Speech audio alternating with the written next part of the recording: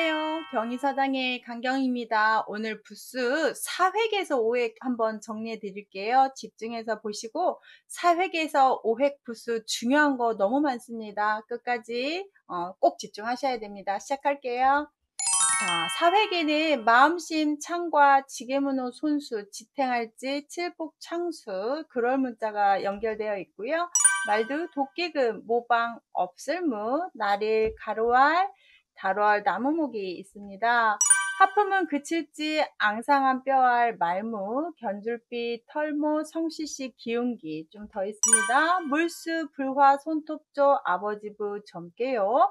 조각장, 조각편, 어금니야, 그 다음 소우, 개경까지 있고요. 마음심부터 시작을 한번 해보겠습니다. 마음심은 옆에 왔을 때, 아래 왔을 때 모양이 좀 달라요. 다 심장 모양인데요. 사람의 마음, 생각, 뭐 이런 걸로 관계돼서 생각상 보세요. 마음이 생각을 주고 서로상이 발음을 주고 마음이 참을 주고 칼로 칼다리니 인을 주고 이런 식으로 마음의 상태를 다 가져가요. 성품도 볼까요? 마음이 성품을 갖고 날생자가 성자가 되고 함께 공자가 발음이 되고 마음심이 공손이 되고 이렇게 되는데 발음을 주는 애들을 약간 좀 응용하며 외우기가 편하겠죠. 서로 마음을 같이 하다 해서 서로 생각했네. 칼날인 칼처럼 날카롭게 힘들게 마음을 나 상처를 주어도 참았네 이렇게 외운다든지 태어나면서 가지고 태어나는 마음을 성품이네. 공손은 몸과 마음을 함께 다해야 공손이네. 이렇게 약간 발음 역할을 하는 아이들을 조금 세석해도 쉽게 외울 수 있는 비법인 건 맞죠? 결론적으로 변하지 않는 건 마음심은 이렇게 사람의 마음 상태를 뜻할 때만 쓰는 부스라는 거. 창과자 보시면 창의 모양을 본뜬 글자인데요. 뒤에다가 창 집어넣었어요. 그리고 앞에 있는 무기, 혼자 쓰는 무기를 집어넣고 창 무기 집어넣어서 싸움하는 거고요. 창 들고 여기 함께 들 공자 배우셨죠? 창 함께 들고 경계 보초 쓰고 있는 겁니다. 무기라는 거. 우리가 조금 비슷하게 배웠던 한자 화살에다 줄 매단 거 있었어요. 주살 익자랑 좀 구분할 필요가 있겠습니다. 주살 익에다가 이렇게 하면 창과가 지금 되는 부분이잖아요. 조금 구분해야 되는 거. 지게문호는 문 한 짝을 뜻하는 말이에요. 문 한 짝을 지게문이라고 하고 문 두 짝은 문문이라고 하는데 문이에요. 그래서 동서남북 방자를 쓰고 문을 써서 방, 문이 있는 곳은 방이라고 하고 원래 얘는 장소 소자입니다. 문이 있는 곳이라는 뜻인데 나중에 뭐뭐 하는 것 이라는 말을 우리 순우리말에 뭐뭐 하는 것 이걸 뭐뭐 하는 바 이렇게 해서 바소라고 부르거든요.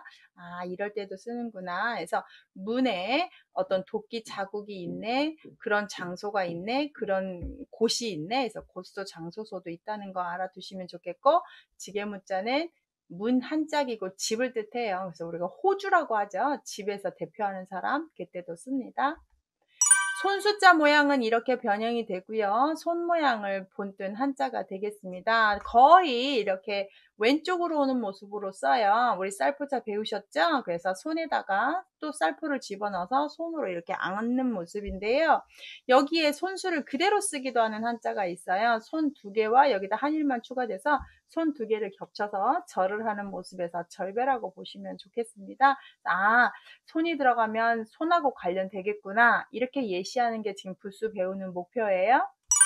그 다음 지탱할지도 또자 정말 기억하셨을 거라고 믿습니다. 오른손이고요. 손에다가 열십자 모양의 나무 들고 있는 겁니다. 지탱하고 있다. 지점 할 때 쓰는 점자고요. 점칠점에다가 우리 이렇게 큰 집을 상징하는 집엄자 배우셨죠? 그래서 가게라는 뜻입니다. 칠복자는 지탱할지에서 이쪽이 빠졌어요. 그런데 얘는 이렇게 쓰지 않고요. 이 모양으로 거의 90% 이상이 변형을 할 건데요. 모양을 칠복이라고 합니다. 그럴 문자랑 비슷하게 생겼기 때문에 같을 등, 그럴문이랑 비슷한 애에서 별칭이 든 그럴문이 있는데요. 얘가 조금 예시로서 제가 써볼게요.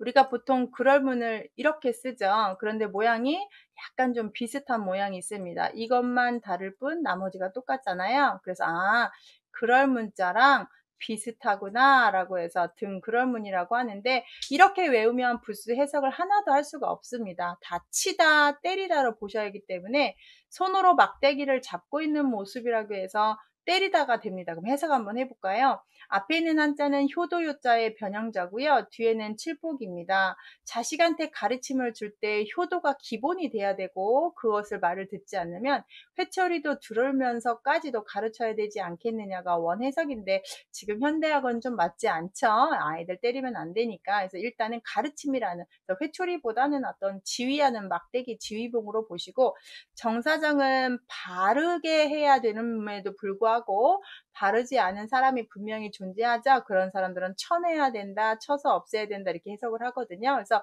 이게 들어간 한자는 다 치다니까 정말 머리에 넣고 계셔야 되고, 이 모양보다는 이 가로에 있는 모양을 쓰기 때문에 머리에 꼭 넣으시고, 이런 말은 되도록이면 쓰지 않으신 게 좋겠다라는 게 제 개인적인 소견이에요. 그 다음 칠수자는 아까 했던 칠복보다 도구가 좀 뭉뚱그러지고 큽니다. 아까 등그럴문보다 약간 갖은, 이렇게 조금 새로운 자 모습이 등장했네 해서 갖은 등그럴문이라고 부르는데, 이 명칭도 되도록이면 쓰지 않는 게 좋고요. 때리다 또는 몽둥이수라고 차라리 합니다. 그래서 칠수 몽둥이수로 외우시면 좋겠습니다. 여기다 보십시오. 몽둥이 그런 도구를 들고 사람을 죽이습니다. 그래서 죽일 살인데, 이 앞에 있는 한자가 고자예요. 정말 옛날에 자가 있었습니다. 때려 죽일 살자의 본자입니다. 거기다가 몽둥이 숫자를 집어넣어서 죽이게 되는 거고요. 층계단도 이런 모양의 층계를 만들기 위해서 도구가 필요하기 때문에 이렇게 칠숫자를 쓰는 거죠.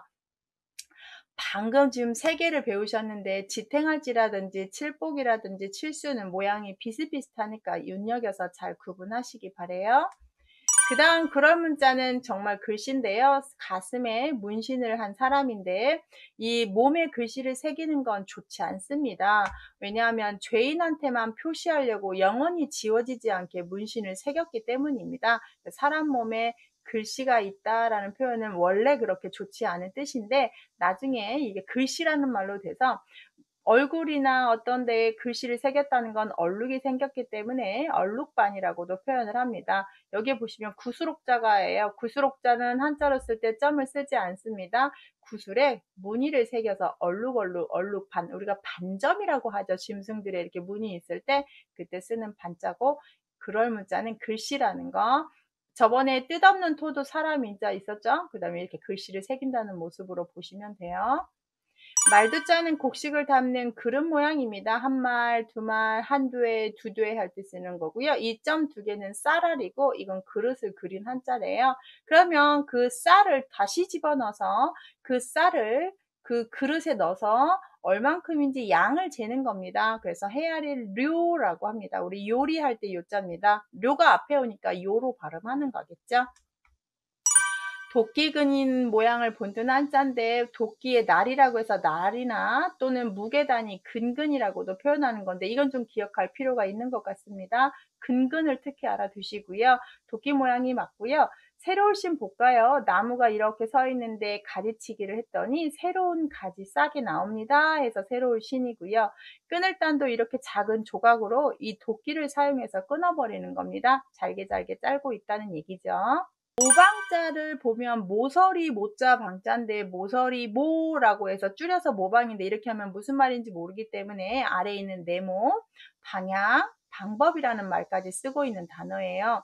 옛날에 쟁기 모양이나 또 어떤 책은 배 모양이라고 하는데, 저는 이제 쟁기 모양으로 오늘은 할게요. 그래서 쟁기 날이 있는 모습이고, 힘력자도 쟁기 모양에서 힘력자 모양도 있죠. 그래서 얘는 쓰는 필순이 상당히 특이한데요. 맨 처음에 위에다 이렇게 쓰시고, 힘력처럼 얘를 쓰고 그 다음에 이걸 써야 됩니다. 근데 보통 사람들이 이 앞에 거부터 쓰고 있는데, 원래 힘력자 쟁기 모양에서 왔기 때문에 이걸 먼저 쓰고 얘를 먼저 쓰고 쓰셔야 되는 게 원칙이라는 거. 근데 뭐 여러분 다 썼을 때 획수는 어떻게 썼냐고 물어보지 않기 때문에 우리가 잘 모르긴 하는데, 규칙은 알고 있으면 좋겠죠. 네모, 방향, 방법, 이 뜻도 알아두시고, 결의족자와 나그네 려자에 모방이 들어가서 쓰고 있는데, 진짜는 모방하고 관계가 없고요. 여기 모방하고 사람인자의 한자가 원부수예요. 그런데 이 부수가 없어지니까 214자에 포함이 안 되니까 여기다 썼고요. 써보면 이렇게 쓰시고 이렇게 쓴 한자가 있어요. 이런 한자를 깃발언이라고 부릅니다. 그래서 깃발하고 관계된 한자입니다. 두 개 다. 그래서 깃발을 들고 다니고 부족들을 이끌고 다니며 화살이라는 무기를 가지고 다니는 같은 민족 족자고요. 나그네 저자 아래는 사람인 두 개여서 사람들이 깃발 들고 유목민족처럼 떠돌아다녀서 나그네 여행객 여자입니다. 이거는 진짜는 깃발은 부스에 들어가야 되는데 부스 편람에 없잖아요. 214자에. 그래서 모방 부스에 집어넣은 거고요. 모방은 부스다기보다는 자기 혼자 쓰는 경향이 많고 발음 역할을 많이 하는 경향이 있습니다. 없을 무자는 원래 이렇게 쓰죠. 옛날에는 이렇게 썼다고 합니다. 이렇게 남아있고 보통 우리가 유명하게 이미기방이라고 하는데 여기 아래 보시다시피 이미기자 오른쪽에 왔기 때문에 이미기자 오른쪽 모양이야 라고 해서 이미기방이 아주 유명하고요. 없을 무자라고 표현할 때는 고자할 때만 씁니다. 그래서 진짜 명칭은 없을 무인데 우리는 이미기방으로 많이 알고요. 유래를 보시면 온전하지 못한 사람의 모습이다. 이거 절름발이 왕자 사람 모습 위에 선을 그어서 완벽하지 못하다, 뭔가 좀 부족하다, 없어졌다 뭐 이런 말로 쓰는데요. 혼자 쓰는 경우 거의 없고요. 단어도 이것밖에 거의 없으니까 눈여겨서 그냥 보시면 좋겠습니다. 제 생각에는 없을무의 고자 이미기방이고 모양은 이렇게 쓰는데 그럼 어떻게 이게 같냐? 획순이 제가 획순 한 번만 써볼게요. 이미기자를 보시면 이 이미기자에서 이 뒤에 부분의 획순이 하나, 둘입니다. 그 다음 한자, 셋, 넷을 쓰기 때문에 여기 획순 4개하고 정확히 맞습니다. 그래서 쓰실 때 지금 여기를 따로따로 쓰는 것 같은데 여기가 이렇게 디귿자로, 니은자로 한 번에 쓴다는 거 그거 한번 따로 쓰시면 안 되고 그거 필수만 좀 유념하세요. 하나, 둘, 셋, 넷. 날일자는 해 모양인 것만 아시면 좋고 시간과 날짜하고 무조건 관계가 될 거고요. 뭐 한자 엄청 많죠. 그래서 태양이 뜨고 있는 모습 아침이고요. 지나버린 잠깐 사이에 가버린 시간 어제라고 합니다. 가로할 자는 날일보다 큰 한자고요. 말하라다라고 해서 말할 왈 가로를 좀 해석하면 가로되 말하기를 이런 뜻을 갖는 걸 가로왈이라고 합니다. 입에서 선 하나만 더 추가를 시켜서 말하고 있던데 우리가 흔히 글서라고 하는 한자 보시면 여기 손 모양 보이시죠? 손에다 붓을 들고 입으로 말하고 있는 글을 상징하는 한자입니다. 그래서 글서, 서당, 서실, 도서 뭐 이렇게 쓰는 서자예요. 달월자는 이 달 모양을 그린 한자인데 중요한 거 위치 모양이 하나 있습니다. 나중에 고기육자와 같이 배우실 건데 이 달월은 오른쪽과 위쪽에 왔을 때만 달월로 봅니다. 여기에 보시면 오른쪽에 왔죠.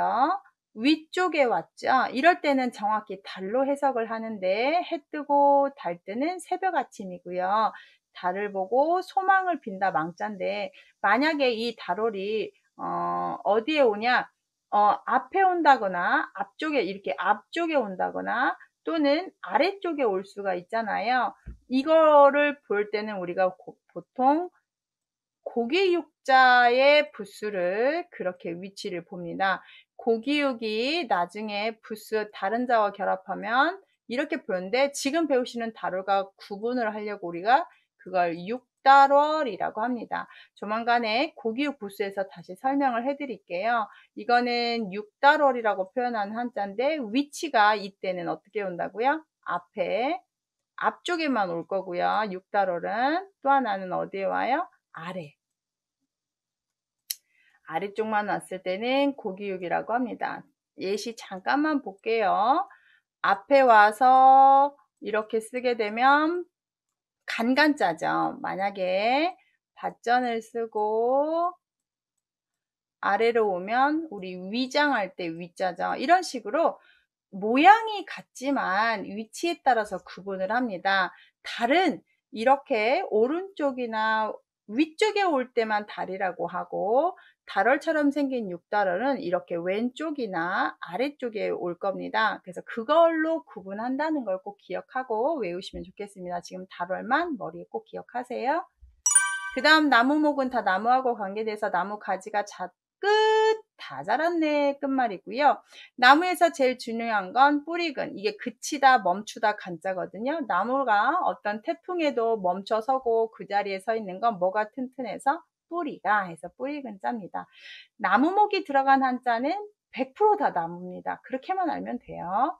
하프문자는 입을 벌린 모습이어서 입 모양인데 입 모양 중에서 말하는 입은 가로알로 표시했고 하품하면서 입을 크게 벌리고 마신다 라고 할 때는 이걸 쓰게 되는데요. 우리 흔히 입 크면 노래 잘한다고 하죠. 그때 노래 가짜에도 이렇게 하품문자가 들어갑니다. 기쁘러 한자를 보시면 입 크게 벌리고 좋아합니다. 우리 왜 좋아할 때 정말 입 찢어지게 좋아하네 이렇게 표현하시죠. 정말 입 크게 벌리고 웃을 때가 정말 기쁜 거죠. 너무너무 요즘 올림픽 보니까 막 우리 금메달 따고 이겼을 때 너무너무 메달 아니어도 이겼을 때 그 선수들 기뻐하는 모습 보면 입 다무는 사람 아무도 없습니다. 저부터도 시청하면서 입을 벌리게 되는데 기쁘다는 하품음은 입 벌리다로 오해시면 돼요. 그칠지는 발족자 아랫부분이죠. 멈춰 섰던 발이고요. 어떤 정지선을 하나 만들어 놓고 거기에 딱 멈추는 것이 바르고 그렇게 가야 되는 길이다 해서 발을정을 그렇게 쓴대요. 정지선, 착한 선, 목표선에서 멈추는 거. 지낼 역자는 그칠지가 발족이고 이 부분이 별을 심어 놓고 추수할 때까지 기다리는 겁니다. 그래서 지내다 할 때 지낼 역자가 되겠습니다. 역사할 때 써요. 앙상한 뼈알 들어보셨어요? 앙상한 뼈알 다 이것만 아시죠? 죽을사변. 죽을사자 왼쪽에 와서 죽을사변이라는 별칭이 붙었는데 진짜는 해골 같은 거나 시체를 봤을 때 앙상한 뼈만 남은 걸 그린 거라고 합니다. 뼈 모양이고요. 이렇게 쓰기도 합니다. 그래서 나중에 이 모양이 그대로 살아있는 한자들도 있으니까 약간 기억해 주시고 죽을사변 해도 누가 뭐라 하지 않지만 뼈 모양이라는 건 알고 있었으면 좋겠고 이게 들어가면 안타깝게 다 죽음하고 관계되고 별로 좋지 않습니다. 그래서 재앙앙자에 쓰는데요. 죽다의 가운데 앙자, 죽음이 가운데 이르렀네 이럴 때 쓰는 한자예요. 말무자는 여자의 한의를 붙인 한자인데 여기에 여자가 어디에 숨어 있냐 이걸 좀 봐야 되는 한자 부분인데 자 보십시오. 여기 부분에 이렇게 하고 이렇게가 여자입니다. 그 다음 이렇게 쓰면 되죠. 다시 써볼까요? 원래 여자가 이렇게 아이고 이렇게 쓰잖아요. 이게 붙은 거죠. 이게 붙은 거죠. 그래서 이 계집여자를 이렇게 쓰고 있어 이게 붙은 거예요. 그 네모가 만들어져 버린 거예요. 여기에다가 우리가 점 찍으면 유두 엄마의 젖꼭지를 그려서 만든 게 어머니예요. 이게 원래 이런 여자였는데 결혼해서 아이를 키우는 사람이 되면 엄마가 되는 건데 그런 여자에게 다시 한번 세로로 가로를 하나를 딱 치면서 뭔가 금지해야 되는 제약 행동 규약이 많아졌다고 해서 금지사 무자로 쓰게 됩니다. 그래서 여자를 함부로 하지 말라 또는 여자가 함부로 해서는 안 되는 게 많다 뭐 여러 가지 해석이 있는데 여자에게 침범하려는 자를 막아줘야 된다. 하지마! 라고 할 때 어미모자 변형자처럼 해서 어미모도 이 말무자 부스에 들어갑니다. 이건 어머니의 유두를 상징하는 한자고요. 독독자도 어미모로 쓰기도 하는데 진짜는 말모로 써야 말이 맞습니다. 위에가 날생자고 아래가 하지마 라는 뜻이니까 태어나서 뭘 잘하는 그 식물들 중에서 독이 있는 건 먹지 마라 해서 독약할 때 독자예요. 원래는 점점이 아니라 붙어서 쓰는 것들이 상당히 더 많은데 말무자와 어미모를 같이 쓰니까 얘도 이렇게도 쓰도 그 다음 말무자도 붙여서 써도 되고 이렇게 된다는 거 하지마 라는 뜻입니다. 변절비는 두 사람이 이렇게 여기다 머리만 그리면 두 사람 앉아 있는 건데 같은 방향을 보고 있는 비자입니다. 나란히 있다 해서 이렇게 비발음을 할 수 있고 밭일을 같이 도와주고 있다 할 때 쓰는 비자예요. 견주다, 비교하다 이럴 때 쓰면 돼요. 털모자는 털 모양이고요. 그 위에다 높을 고 발음이 호 되고 털모자가 털뜻 써서 우리가 가을에 털가 그러니까 여름 늦가을에 빠져 가을에 털이 날 때 봄에 자기가 가지고 있던 털보다 훨씬 좀 얇은 털이 나온대요. 그래서 가을 털이 제일 얇다 해서 우리가 조금도 거짓말이 없습니다. 이런 말을 추호도 거짓말이 없다 할 때 추호 할 때 쓰는 호자거든요. 가느털호. 이건 손수자하고 구분하셔야죠. 손수는 반대 방향으로 휘어요. 그래서 털모자는 바깥으로 휜다는 거, 그것만 구분하시면 되고, 정말 털모가 들어가면 다 털이겠죠 뭐. 성씨 씨자는 나무 뿌리 모양에서 본다. 뿌리예요, 뿌리. 그런데 너의 조상의 뿌리는 어디냐? 네 할아버지는 누구냐? 이렇게 계속 앞 선대의 족보를 계속 물어보면서 우리가 그 성씨 씨를 강조하게 되면서 성씨 씨가 되는데요. 원래는 나무 뿌리가 됩니다. 그래서 이렇게 보시면 나무 뿌리에다가 한의를 더 표시해서 나무 뿌리가 최고 근본이다. 우리 뿌리 근자에도 나무 뿌리가 되고다. 이렇게 얘기했잖아요. 이 백성민자는 나중에 잘못한 사람한테 눈에다가 이렇게 형벌을 해서 눈알을 이렇게 빼고 형벌하는 그런 백성 모습이라고 하는데, 조금 그런 모습이 좀 잔인하기도 하고 해서 제가 조금만 바꾸면, 입구는 사람이라는 뜻이 있고 아래 성씨 씨는 사람의 성씨니까 많은 사람들의 성씨가 모이면 한 나라의 백성이 되겠네 라고 이렇게 외우시면 어떨까라는 생각을 조금 덧붙입니다. 이건 제 개인적인 생각이에요. 사람들의 성씨가 모여서 백성이 되었네. 이렇게 유래가 여러 가지 있는데 정설이 없으니까요. 기운기는 원래 기운기 이렇게 쓰는데 구름이 피어나는 모습을 써서 쌀미만 빠지면 되고요. 막 구름 올라가는 거. 요즘 하늘 보는데 너무너무 예뻐요. 구름도 예쁘고 노을도 예쁘고 이런 예쁜 자연 오랫동안 보고 싶다는 생각을 했어요. 환경오염이 하면 이런 구름, 예쁜 구름 못 볼 텐데, 이렇게 해서 이런 소중한 자연 지켜야 되는데, 이런 생각이 좀 들더라고요. 그런 하늘에 있는 구름 모양입니다. 물수자 모양 좀 보셔야 돼요. 물수가 옆으로 왔을 때, 아래로 왔을 때 다르는데, 옆으로 오면 변이라고 하고, 아래로 오면 발이라고 하는데, 다 물수인데요. 삼수. 옆쪽에 왔을 때는 이렇게 쓰고, 아래로 왔을 때는 이렇게 쓰는 예시를 좀 볼게요. 길령. 물수에다가 위에 점을 붙여서 물이 위에서 내리잖아, 하늘에서. 길게 뻗어서 바닥까지 흘러가는 물을 뜻하고, 물이 흘러가는 곳에서 장인공자가 강발음하고 있죠. 그 다음 흐를릴 자는 이게 아들 자자를 뒤집어 놓은 한자라고 합니다. 아이가 태어날 때 양수가 흐르듯이 물을 흐르고 있는 모습이고요. 편안할 때는 물에다가 이렇게 들어가 있으면 아주 편안함을 느끼는데, 우리가 뱃속에서 엄마 양수에서 자랐기 때문에 의외로 물속에 들어갔을 때 아이나 모든 사람들이 편안함을 느낀다고 하네요. 그래서 편안할 때, 클 때라고 하는 한자. 지금 보시는 건 이 낮자들의 위치가 부스 물수 들어가면 물하고 관계되고, 위치가 자기가 쓸 수도 있고 왼쪽에 올 수도 있고 아래쪽에 올 수도 있구나까지 외우시고, 제가 설명하는 한자들은 예시니까 더 제가 부수로 공부하는 법에 더 집중적으로 알려드릴게요. 불화에다가 이 불화가 아래로 오게 되면 연화발 또는 불화발 하는데, 불화 획순이 4획이잖아요. 점 찍고 하나, 둘, 셋, 넷. 그래서 얘가 아래로 오면 4개로 하나, 둘, 셋, 4개 해서 불이 연결되어 있다 해서 연화발이라고 부릅니다. 얘는 꼭 아래 왔을 때만 써야 하기 때문에 발이라는 명칭을 붙여주는 거죠. 불화 2개를 쓰면 불꽃염이고, 옆에 오면 등잔등이고, 아래라도 이렇게 쓰게 되면 예시를 봤더니 세찰열, 이글쑥 다 불로 뭔가 하는 행위들이잖아요. 불화는 혼자 쓸 수 있고 옆에 쓸 수 있고 아래 쓸 수 있는데 모양이 좀 변하는구나. 불화가 들어가면 다 불이구나. 이렇게까지가 기억하시면 오늘의 부수 공부는 아주 잘하시고 계시는 겁니다. 손톱전에 위에 손톱 모양에다가 위로 오면 이렇게 짧게 써지는데요. 무엇인가 움켜쥐려는 손 모양입니다. 그래서 여기도 손 모양 있죠. 포크가 생긴 오른손에다가 다시 손 모양 손톱절을 집어넣어서 이 2개의 손이 갈고리걸 하나를 놓고 싸우고 있는 모습입니다. 그래서 다툴쟁이 되고, 할리자는 아래가 코끼리 모양이라고 하는데요. 어떤 사람이 코끼리를 이렇게 부려먹다 일시키게 하다라고 할위라고 하는 책도 있고, 어떤 때는 원숭이가 머리를 뜩뜩 긁으면서 뭔가 하고 있네 해서 할위인데, 아래를 짐승으로 보고 위쪽은 손으로 봐서 뭔가 시키고 있는 걸로 보시면 돼요. 아버지 부자를 보시면 돌도끼를 손에 든 남자 어른인데요. 옛날에 도끼는 권력을 상징하고 무엇을 시키는 부분인데, 여기다가 손이 이렇게 엇걸려서 2개나 들고 있는 모습으로 봅니다. 또 어디 보면 아버지가 도끼도 들고 한 손에 도끼 드시고 한 손에는 회초리 들고 계셨다 해서, 회초리라는 말 교육도 담당하셨다 해서 아버지 부자인데 개인적으로 저는 아버지가 정말 이런 분이었습니다.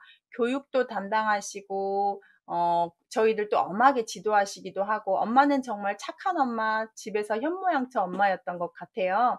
아버지가 좀 완벽하게 욕심도 많으시고 하실 수 있는 게 많아서 그러셨는지 아버지 붙자 보시면 회초리 들고 있고 도끼 들고 있다고 하면 정말 저희 아버지가 생각이 나거든요. 근데 요즘 보면 뭐 저희 애 아빠도 그렇고 그렇게까지는 안 하는 것 같긴 해요. 근데 돌도끼를 손에 든 남자 어른인데 약간 추가에 교육도 담당하는 아버지로 옛날에는 좀 묘사하면서 설명한 책들이 있었다는 거 한번 얘기해 드리고, 아버지와 자식에는 친함이 있어야 된다 해서 부자유친 이렇게 할 때도 쓰는 아버지 부자 부수로 하는 한자가 많이 있긴 한데 뭐 아비답자라든지 뭐 이런 거 있는데 부수 자체보다는 옛 뜻을 더 강조하는 게 많습니다. 그래서 제부수로 좀 보시는 게 더 좋겠어요. 점괘요자는 우리 윷놀이 할 때 그 유판에 써 있는 그 모습이에요. 배우락자 가운데에 있다는 모양으로 보시면 좋겠습니다. 그래서 글씨를 새겨놓은 모습인데요. 상가지를 얽혀놔서 그 상가지 모양으로 점을 보는데 제가 점복자에서도 말씀드렸죠. 옛날 사람들은 미래에 대해서 정말 우리보다도 더 많이 궁금해해서 점 보는 사람을 진짜로 따로 두었고 임금도 그 점 보는 사람한테 앞일을 예시하는 걸 물어보고 정치를 했을 정도니까 여기에 보시면 점괘라는 한자가 당연히 또 등장을 했고 이 부수가 들어가는 한자를 봤더니 시원한 한자인데 점괘하고는 관계이 없고 모양이 그래서 그런 것 같습니다. 사람이 이렇게 큰 데가 있는데 바람이 시원하게 들어오는 모습을 도표화했다, 표시했다고 합니다. 상쾌하다 할 때 상자입니다. 여러분 상쾌하다도 한자라는 거 특이하죠. 시원한 사람이 큰 데가 있고요. 시원한 바람이 들어오는 것을 그렸다고 하면 되고요. 좀 망사처럼 보이지 않나요? 저는 그런데 망사, 바람이 송송송 통하는 망사 옷이다 이렇게 보셔도 괜찮을 것 같은데요. 이건 제 생각이에요. 조각장을 볼게요. 나무 조각의 오른쪽 모양인데 우리가 왼쪽 조각인데 왼쪽에 올 때는 장수장병이라는 이 명칭을 더 많이 씁니다. 그래서 왜 그러냐? 장수장을 봤더니 이렇게 생겼어요. 사람들이 제일 많이 쓰는 1등이 장수장이에요. 그런데 이 앞에 있는 모습이 똑같아. 그래서 사람들이 야 장수장 왼쪽에 있는 건가 봐 라면서 장수장변이라고 하면서 조각장보다는 장수장변이 더 유명해지게 돼버립니다. 그래서 장수, 장자 왼쪽 거라고 보고 있고요. 평상상은 이 나무 조각을 그대로 활용하고 있는 거예요. 나무 조각을 이어서 뭘 만들어요? 평상을 만드는 거죠. 그래서 나무 조각장, 장수장변 정말 많이 쓰는 한자고요. 여러분이 두 개 다 외우시는 게 좋겠죠. 장수장변만 알았다면 나무 조각이라는 거 알고 계시면 좋겠어요. 그렇다면 오른쪽 조각은 아예 조각편이에요. 아까 나무 조각을 나눴다고 했으니까 왼쪽은 조각장, 오른쪽은 조각편. 그래서 얘가 쓰는 한자를 보시면 이렇게 조각에다가 글씨 뒤편에다 새겨서 판목판, 우리가 뭐 인쇄할 때 몇 판 또는 팔만 대장경 판, 대장경, 초조 대장경 판 이럴 때 쓰는 판자가 되고요. 혼자만 쓰기 때문에 일편단심이라고 해서 한 조각의 붉은 마음, 정말 내 온 마음, 심장을 다 줘서 변치 않는 마음을 일편단심, 이럴 때 편, 작은 배를 또 편주 이렇게 표현하는 것처럼 작다가 있어요. 어금니 아자는 위아래 맞물려 있는 짐승 어금니 모양입니다. 이것도 사획이 돼야 되니까 부수 쓸 때 제가 업술무 임의기방 할 때 알려드렸듯이 따로 쓰면 안 되고 하나, 둘, 셋, 넷 이렇게 쓰셔야 돼요. 여기가 한 번이에요. 한 번. 네, 조금 컴퓨터로 써있는 글씨들이 다 획순이 나눠져 보이니까 제가 좀 강조했고요. 코끼리 이빨 상하, 우리 치아, 그래서 이 모양을 그린 한자라고 보시면 돼요.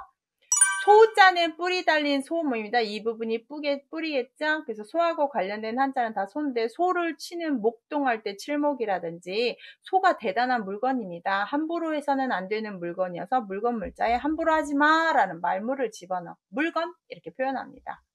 개견자는 이 옆에 오는 모양을 좀 알아두셔야 됩니다. 그냥도 쓰지만 이렇게 개견변으로 바뀌는데 그때마다 개견변 하면 좋은데 개를 조금 신성시하고 좋게 표현했습니다. 왜냐면 우리가 개를 좀 하대하고 욕할 때도 그 개를 집어넣어서 하잖아요. 그러다 보니까 한자에서는 좀 높이 쓰고 싶어서 개사슴, 록이라고 표현했다고 해요. 개가 앉아있는 모습이고 이렇게 쓰는 거죠. 그런데 해석은 어김없이 좀 낮고 천하고 욕처럼 쓰는데요.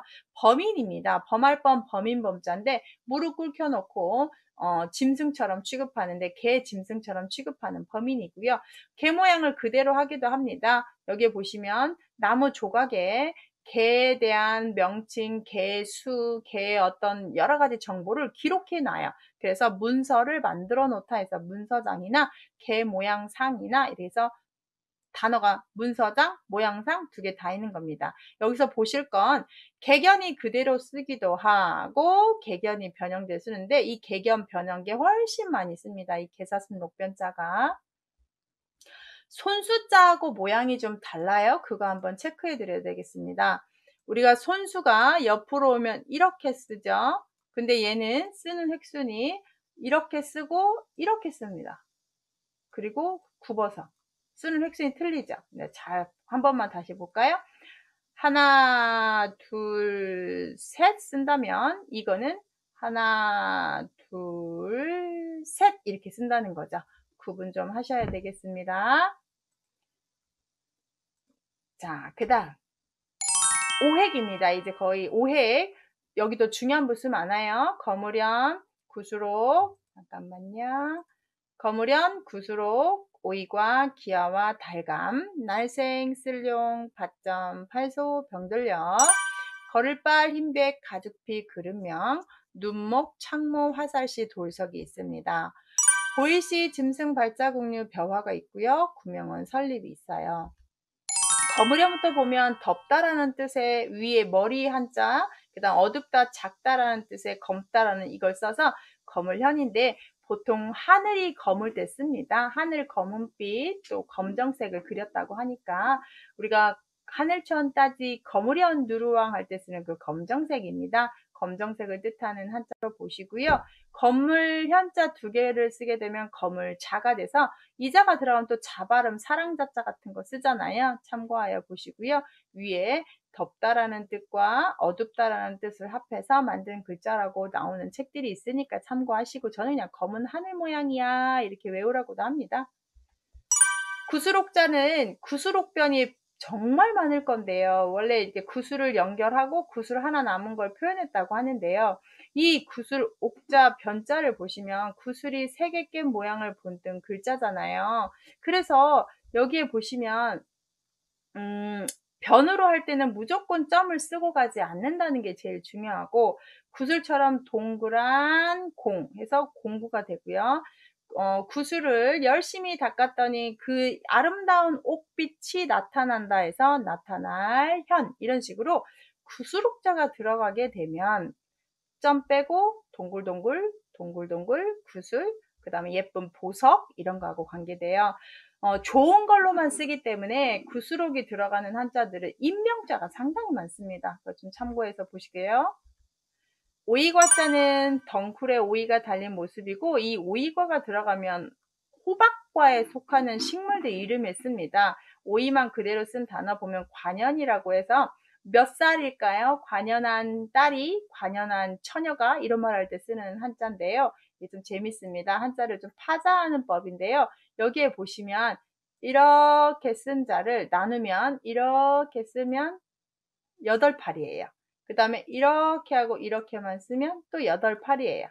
그래서 이 두 개를 더하면 8 더하기 8이 8이 16, 16살입니다. 만 16살, 우리나라 나이로 한 18, 만 16살, 우리나라 나이면 한 18살? 이 정도 됐다고 하시면 됩니다. 옛날에는 20살 되기 직전부터 이제 결혼하기 시작하니까 아주 예쁘고 꽃피고 예쁜 18살인데 이 관연한 처녀가 관연한 딸이 있다 이렇게 표현하면 지금 현대하고 맞지 않죠. 지금 18살은 고2나 고3을 뜻하니까 그때 시집가라고 하는 사람은 아무도 없잖아요. 관연이라는 말이 있다는 거. 5위 기와와자는 기와장 모양을 본뜬 도자기하고 관련된 그릇이 될 겁니다. 단어를 찾아보면 항아리 독 옹기 할 때 옹자고요. 질그릇견, 우리 견훤할 때 견자거든요. 이렇게 기와장 모양하고 관계되고, 기와만은 혼자 쓸 때가 더 유명해요. 기와장 한 장이 무너지면 계속 다 무너진다고 해서 와해되다 할 때 쓰는 와자거든요. 그때 한번 보시면 좋겠습니다. 혼자 쓰는 거. 달감자는 입안에 달콤한 뭐가 있다 해서 입구에다가 여기다가 한일 그은 게 이쪽 부분이 단 음식을 상징하는 글씨고요. 이게 들어가는 부수 다 달감은 혼자 쓰는 경향이 많은데 부수를 찾아봤더니 심할심이 있어요. 이 아랫부분의 한자가 짝필자라고 했죠. 달콤한 사랑을 하는 짝꿍들입니다. 너무너무 아주 그냥 열렬히 사랑하고 있는 모습을 열렬이라는 말을 한자로 심하게 아주 많이 라는 말로 쓰고 있대요. 달콤한 짝들입니다. 날생자는 새싹위에서, 이게 새싹이 땅이 한데 여기 흑토자 보이시죠? 나머지는 새싹으로 보시면 좋겠죠? 그래서 새싹이 돋아나듯이 사람을 태어나게 하고 있습니다. 이건 엄마가 누워있는 모습이래요. 그리고 그 아래에서 아이가 태어나고 있어요. 산모, 출산 이럴 때 쓰겠죠? 쓸령자는 물건을 담아놓는 통 모습이래요. 특히 이 통은 화살을 담아놓는 통이었다고 합니다. 여러분 투호 해보셨죠? 그 화살통. 왜냐하면 전쟁 무기할 때 그 화살통이 차 있어야만 계속 뽑아서 활을 쏠 수가 있잖아요. 그래서 필요해서 쓰려고 해서 준비를 해와야 되는 그런 통을 상징하는 한자로 보시면 좋겠네요. 이 부수가 들어가기보다는 이 한자로 사용할 수 있는 한자들이 많아요. 이제부터는 한자가 획순이 완벽하게 되면서 재부수라고 합니다. 자기가 자기 역할도 하고 자기가 다른 한자도 도와주는데 지금 이제 획순이 5획 넘어가면서부터는 자기가 자기 글씨를 합니다. 그래서 여기 뭐 다른 데를 도와주기보다는 자기의 쓰임에서 이용이라든지 신용이라든지 용자 발음을 정확하게 자기가 쓰고 있는 한자가 훨씬 많아요. 밭의 모양 본뜬 한자고 너무 쉽고요. 밭에서 힘쓰는 사람 사내남, 니밭 내밭 경계 끼일끼자 써서 끼어있는 밭 경계선 긋는 거죠. 밭하고 들어가는 한자는 다 밭이다. 발족의 변형이어서 발소가 맞고요. 발음만 바꿨고 필필이라고 하기도 합니다. 왜냐면 우리 삼배 같은 거 그런 걸 이렇게 단위 세는 몇 필 이렇게 할 때 쓰는 필자도 돼요. 원래는 그냥 발이에요. 단어 찾아보면 의심할 의자나 성길소에 들어가는데요. 여기 발족 보이죠? 그다음 여기 보면 발이죠. 발을 묶어놨어요. 성길다는 말은 친밀한 관계여서 매번 왔다 갔다 했는데 이제 발이 묶여서 10번에 한 번, 20일에 한 번, 한 달에 한 번 서로 관계가 소원해졌을 때 소자가 되고요. 의심할 의자는 발족에다가 이 나머지가 다 전쟁 무기를 상징하는 부수입니다. 그래서 무기를 옮기는 발입니다. 전쟁을 일으키려고 정쟁을 준비하려고 하는 발 해서 의심할 의라고 해석을 한대요. 병들역자는 병들어 누워있는 사람을 상징합니다. 그래서 이게 들어가면 정말 다 병인 거 아시죠? 엄이라고 하는 표현은 위쪽과 왼쪽을 싸고 있을 때 우리는 엄이라고 표현을 하거든요. 그래서 사람이 병상에 누워있는 모습을 병하고 관계되고 정말 많습니다. 가운데 있는 모습에 이자를 발음 역할에서 병, 이쪽에 써서 병 상징하는 한자 그대로 했잖아요. 여기 통발음, 용발음해서 통, 그 다음에 아프다 부수 넣어서 아플통.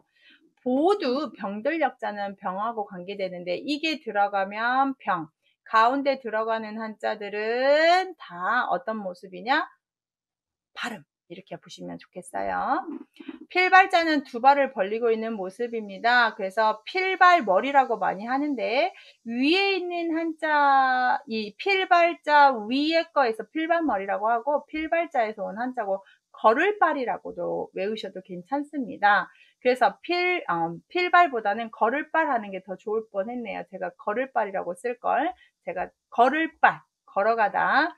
이 필발자를 보시면 아래에 활군과 뒤에 몽둥이 수가 있는데 활과 몽둥이를 쏟아 해서 진짜는 필발이 아니라 쏠발입니다. 뭔가를 쏘는 건데 쏜다는 건 이 자리에서 멀리 나가기 때문에 나가다라는 말로 우리가 펼쳐지다 해서 필발이라고 바꿨다고 하고요. 걸어서 올라간다 해서 오를등이라고 하는 거죠.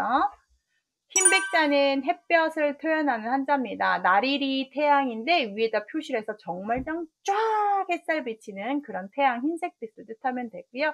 흰색 관역을 상징하는 게서 관역적이고요. 태양 같은 임금이 임금보다 더 높이 평가할 때 임금 황자를 쓸 때도 이렇게 흰백을 써요. 가죽피는 여기 또우자 손이라고 말씀드렸고 그 손에 어떤 도구를 들고 가죽을 벗기는 사람의 모습입니다. 그래서 탈피, 혼자 쓰는 경향이 있고 얘는 부스라기보다는 다른 자와 결합해서 피나 파 발음을 많이 하죠. 뭐 물결파라든지 접피라든지 깨뜨릴파라든지 여기서 탈피, 가죽으로 쓸 때는 혼자 쓰기도 하니까 손으로 가죽 벗기고 있는 손입니다. 자, 그릇 명자를 보시면 나중에 여기다 점을 붙이면 피열자가 되는데 그릇 모양을 붙이는 한자입니다. 여기 그릇에다가 뭔가를 더해 넣는다. 그릇에다가 완성된 걸 많이 담는다. 성하다는 많다라는 뜻이거든요. 여기 더하리 익자에서 좀 보시면 여기 위에 있는 한자가 물수인데요. 자, 더하리를 쓸 때 우리가 이렇게 좀 쓰는 경향이 이제 위에가 이거를 세로로 쓰면 이자가 되는 거예요. 이렇게. 물. 그래서 물을 퍼서 그릇에다 담다가 의미가 되겠습니다. 다음 눈목자를 보시면 사람 눈 모양이고요. 여기가 이렇게 눈이겠어요. 눈. 그래서 눈으로 보던데 뭐 눈 위에 이렇게 손 숫자를 집어넣어서 손을 얹어서 자세히 보는 거고 눈에 눈 더 강조하기 위해서 간 발음을 안 발음해서 우리가 안경, 안과, 안목 이럴 때 쓰는 안자가 되겠죠. 눈목이 들어가면 다 보다하고 관련된 한자로 보시면 됩니다. 창모자는 장식이 달리고 차루가 긴 여기가 보면 창에 멋지게 창자루에 장식이 달리고 창 모양을 쓴 한자예요. 그래서 무기하고 관계되는데 자랑할 끈자 같이 이 무기 창이라는 무기 이재금 내가 지금 취득하고 있고 내가 들고 있다 그래서 자랑하다 긍지할 때 긍자가 되겠고 모순이라는 한자는 창과 방패장사 이야기에서 우리가 모순 앞과 뒤가 맞지 않을 때 쓸 때도 혼자도 이렇게 쓸 수 있는 단어예요. 화살씨는 화살 모양이고요. 위에 삐져나가지 않게 쓰실 때 조심해야 되고 화살 같은 입입니다. 아주 빠른 입이어서 아주 지혜롭고 아는 게 많은 사람이라는 뜻이고요. 옛날엔 자가 없을 때 짧은 화살과 작은 콩으로 길이를 댈 때 활용했다고 합니다. 이 두 가지를 그래서 짧을 단자에 화살씨가 들어가게 됩니다. 돌석자는 돌 모양인데 오르누랑 조심 돼요. 위로 올라가게 되면 오르누고 없으면 돌이에요. 돌을 깨트리다 해서 깨트릴파. 원래는 돌로 가죽피 아까 배우셨죠? 가죽을 돌로 치면 깨져요. 찢어져요. 찢어지죠. 우리가 살면서 깨지는 경우가 많아서 찢어지다 깨지다 같이 쓰면서 지금은 깨트릴파가 됐다고 합니다. 돌에다가 평평할 때까지 계속 갈아요. 우리가 이렇게 칼 갈듯이 그때 연구하다, 연마하다 할 때 쓰는 연자입니다. 보일씨는 이걸 좀 알아두시는데 이 앞에 왔을 때 이렇게 변형을 할 거고요. 제사와 조상하고 관련된 한자는 이게 다 들어갈 건데요. 보다라는 뜻인데 옆으로 와서 보일시 변이라고 합니다. 아주 중요해요. 잘 보세요. 여기에 있는 점을 여기다 점을 썼고요. 여기를 연결을 이렇게 시킵니다. 그래서 이렇게 연결을 시킨 거죠. 그럼 몇 개 남았어요? 이거 2개 남았죠. 그래서 여기다가 하나 씁니다. 그러면 모일 사자 같은 경우도 앞에다가 이 변형자를 그대로 쓰고 흑토를 쓸 수 있습니다. 그런데 다만 이 아래 오는 건 절대 이렇게 변형자를 쓸 수가 없어요. 그냥 쓰시는 겁니다. 그거는. 그래서 이 모일 사자 같은 경우는 우리가 옛날 농경사회니까 토지 신에게 제사 지으려고 모였다가 되고 제사를 지낼 때 앞에 다루면 고기육자라고 말씀드렸죠. 고기 바쳐서 제사 지내고 있는 모습이고 또 우자의 변형이라고 본데요. 또 다른 음식도 집어넣고요.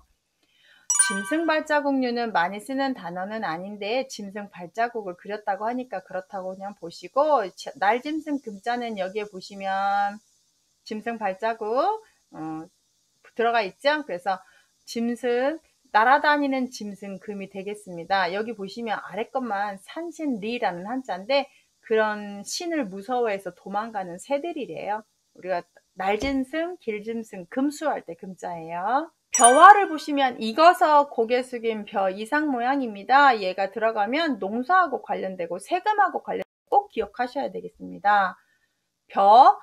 나무 여기 이삭을 그린 거예요. 여기가 이삭, 고개 숙인 이삭. 그래서 벼화, 가을추, 세금새, 곡식이 볕에 익어가며 말려야 되는 가을이고요. 이런 곡식을 바꾸어서 세금으로 또 거둬야 되는 게 그때 당시의 세금법이었으니까요.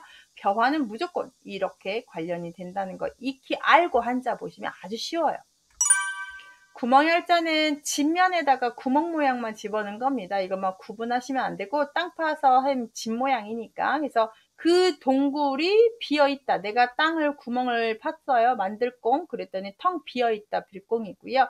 내가 구멍을 파서 뭘 만들었어요? 창문을 만들었어요. 아래에 있는 한자가 창자예요. 창.